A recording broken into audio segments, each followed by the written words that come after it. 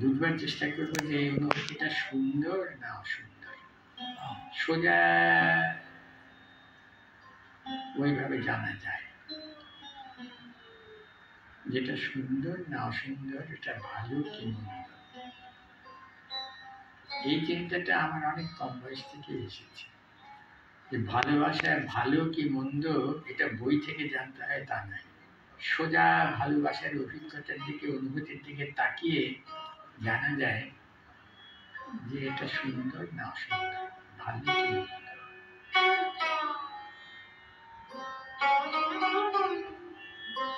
বাইরের দিকে তাকিয়ে না, ভেতরের দিকে তাকিয়ে ওইখান থেকে শুরু করতে হবে।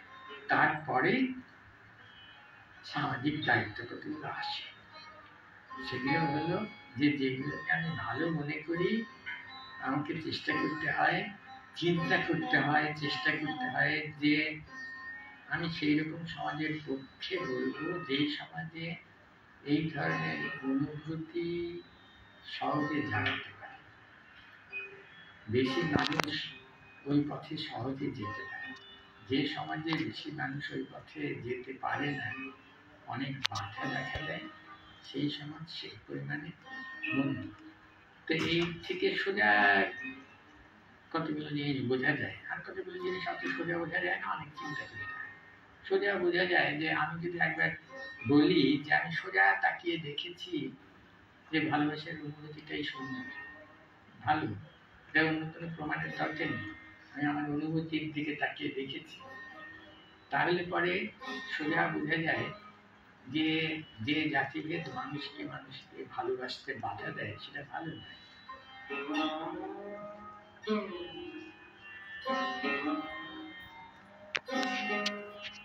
একাকিত্ব মানে আমি একক, যে লোকটা নিজের দিকে তাকিয়ে ওটা প্রথমে শিখতে চায় সে এককই, সে সমাজের দিকে তাকিয়ে এগুলো শেখেনি, সে নিজের দিকে তাকিয়ে শিখে তারপরে ভেবেছে সমাজটাকে কি করে ওইভাবে গড়া যায়।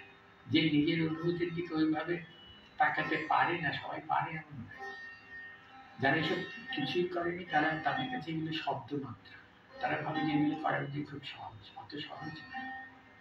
নিজের দিকে ওইভাবে সবাই তাকাতে পারে না, তো তারা নিজের দিকেও তাকাতে পারবে না, আবার ওইসব চিন্তা করার ফলে সমাজের সঙ্গেও ওদের যোগ হবে না, ওরা এটাও হবে না ওটাও হবে না, সেটা খুব মুশকিলের কাজ হবে ওদের পক্ষে। কিন্তু একক চিন্তা থেকে শুরু করলে পরে যেহেতু সমাজের অনেক কিছু সোজাসুজি গ্রহণ করা যায় না, কাজে ওই সমস্যাটা থেকেই যায় যে একরকম ভাবে লোকটা অনেকের বিচারে লোকটা সমাজ থেকে বিচ্ছিন্ন হয়ে পড়বে।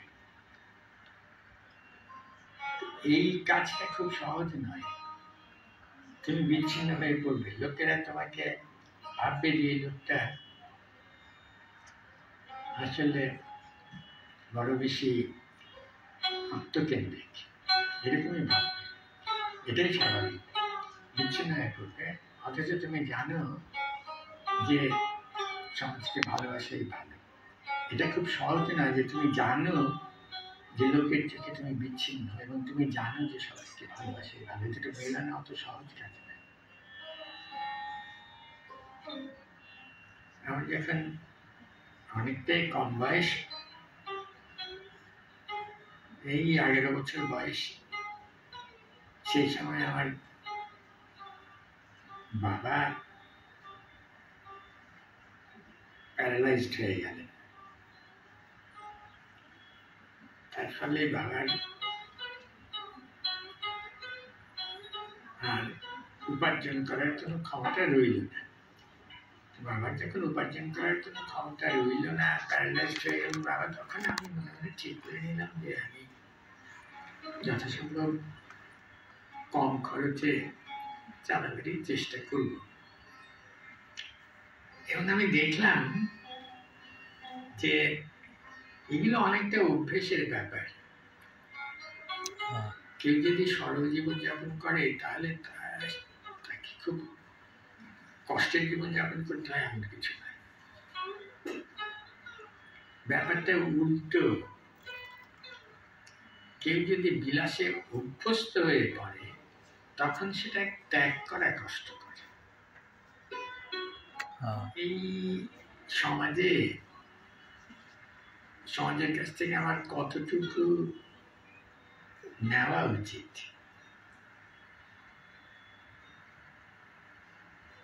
তো আমি চিন্তা করতে গিয়ে আমার এটাই মনে হয়েছে যে সমাজের কাছ থেকে আমরা অনিবার্যভাবে অনেকখানি নিই, প্রত্যেকেই।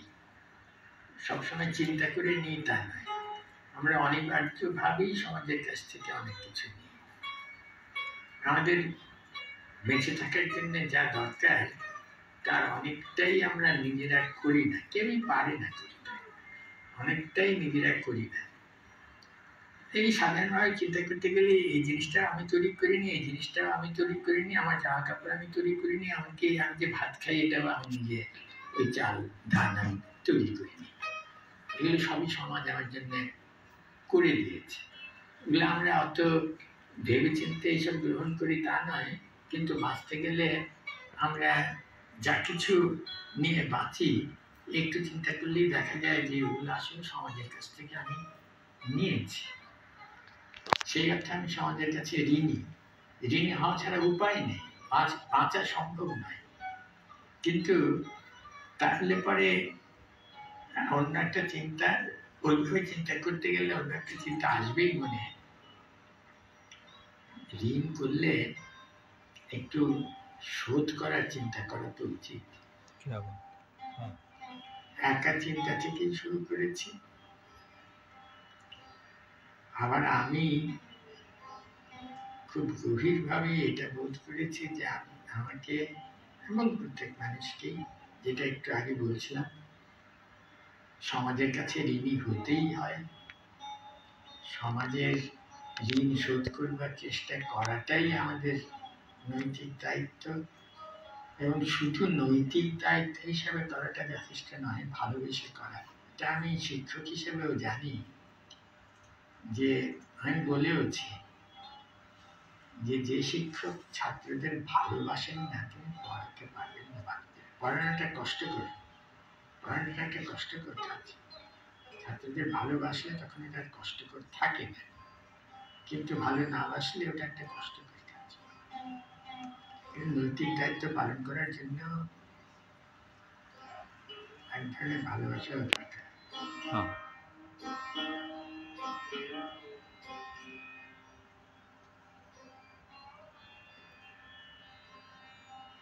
সৌন্দর্যবোধই হোক আর আন্তরিকতাই হোক, এইসবের সঙ্গে প্রকৃতি প্রেমের একটা সম্পর্ক আছে। আমরা যত বেশি নাগরিক হই তত এই জিনিসটা কমে যায়। এই জিনিসটা যতই কমে যায়, আমরা মনে মনে যেসব হারাই সেটাকে, সেই ক্ষতিপূরণ করার জন্য আমরা অনেক বেশি বিলাসী হয়ে উঠি। প্রকৃতি প্রেমটা আমার মনে হয় যদি কেউ প্রেমই চায়, প্রকৃতি প্রেমটাকে একটা খুব বড় স্থানে দিতে হয়।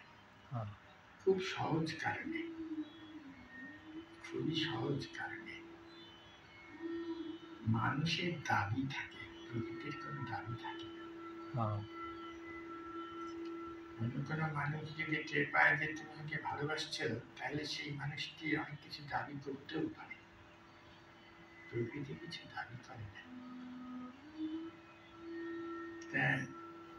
প্রকৃতি প্রেমটা আমাদের ওইরকম একটা প্রত্যাশাহীন সুন্দর প্রেমের শিক্ষা দেয়, যেটা অন্য কোনো জায়গা থেকে পাওয়া বেশ কঠিন। প্রকৃতি প্রেম যে কিছু বেতযোগ্য একটা মারধরের ভয় দেখিয়ে তোমাকে নৈতিকতা শেখাবে তা নয়, খুব সহজে তোমাকে এক ধরনের, ওটার নাম নৈতিকতা বলা হোক বা না হোক, ওটা একটা অতি সুন্দর মানবতা। ঈশ্বর বা প্রকৃতি যে কষ্ট নামক জিনিসটা দিয়েছেন সেটা শুধুই কষ্ট দেওয়ার জন্য নয়, এটা রবীন্দ্রনাথ ভালো জানতেন। জীবন যখন শুকায় যায় করুণা ধারায় এসো, জীবন যখন শুকায় যায় করুণা ধারায় এসো, সকল মাধুরী লুকায়ে যায় গীত সুধার শেষ, জীবন যখন শুকায় যায়।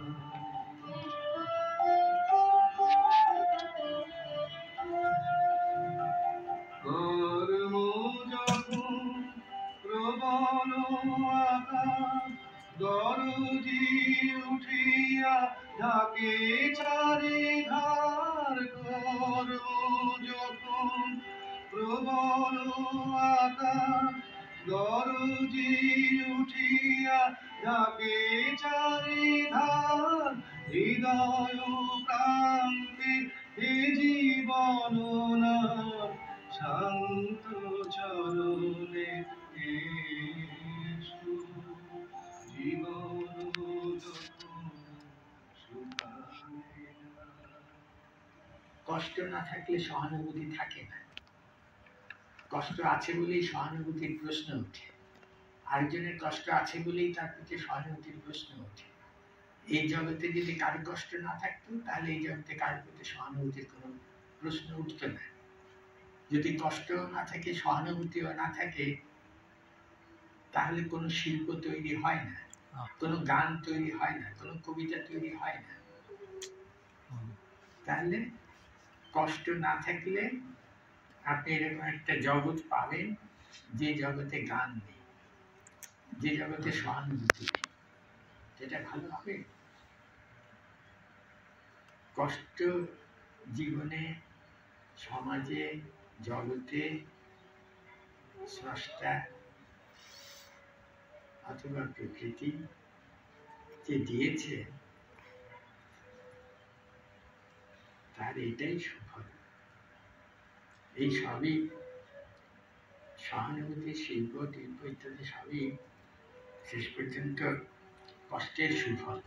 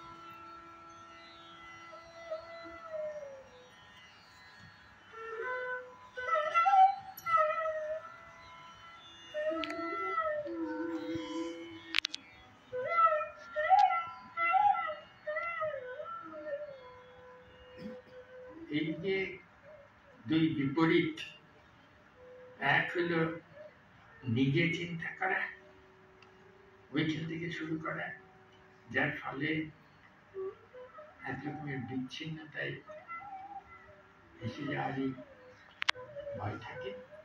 আর আরেকদিকে যুক্ত হওয়া, তা নিলে পরে কেউ নিজেকে পূর্ণ করতে পারে না।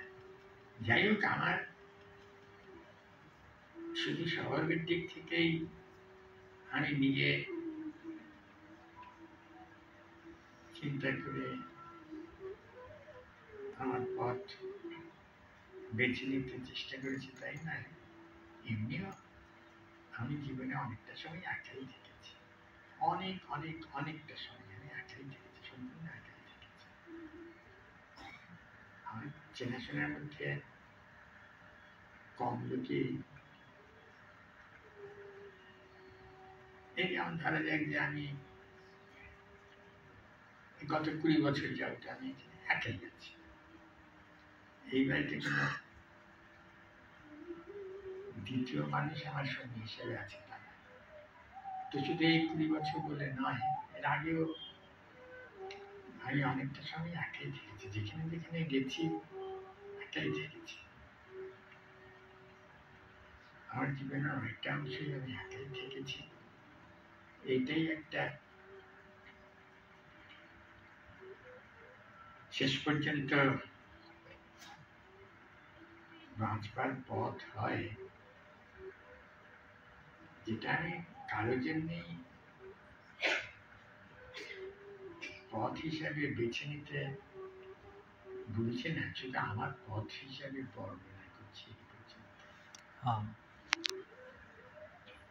একদিকে একা থাকা, আরেকদিকে একা থেকেও যথাসম্ভব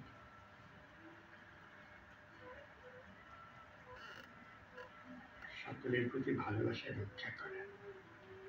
ভালোবাসা রক্ষা করাটা দরকার। দরকার অন্যের স্বার্থে, শুধু তা নয়, নিজের স্বার্থে। কারণ আসলে ওইটা নিয়েই বাঁচা যায়, তা নিয়ে কি নিয়ে বাঁচা যায়? আর কি আছে জানিয়ে বাঁচা যায়? যে আপনি যার দিকেই তাকাবেন, আপনার মনে তার প্রতি কোনো ভালোবাসা নেই, শুধুই একটা শুষ্ক ভাব, এটা কিছু বাঁচবার পথ নয়। ওইরকম শুষ্কতা নিয়ে বাঁচা যায়।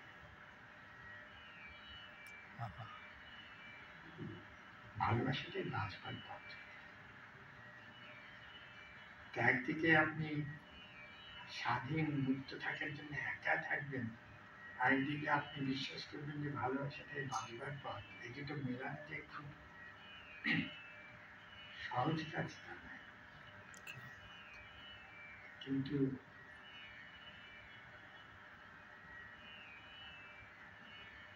ওটাই আমাকে মেনে নিতে হয়েছে। আমি অন্যের চিন্তা নিয়ে চলবো, এটা আমার পক্ষে সম্ভব নয়।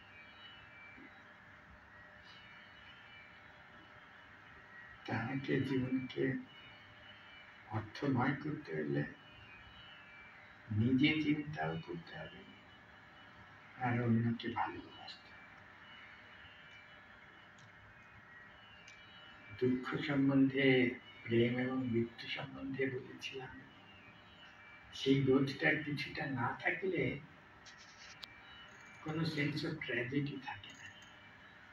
সেন্স অফ ট্র্যাজেডি না থাকলে মহৎ শিল্প সৃষ্টি করা খুব কঠিন। সমাজ এরকমই হবে।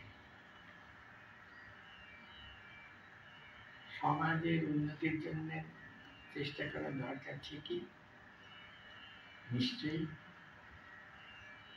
কিন্তু মানবিক পরিস্থিতিটাই এরকম যে যতই উন্নতি করা যাক না কেন, উন্নতির চেষ্টা ছাড়া উচিত নয়, কিন্তু যতই করা হোক না কেন, তবু তার ব্যাকগ্রাউন্ডে একটা ট্র্যাজেডির ব্যাপার থাকেই। এটাই মানবিক পরিস্থিতি। এই বোধ নিয়েই শেষ পর্যন্ত মানুষ তার শ্রেষ্ঠ শিল্প তৈরি করে।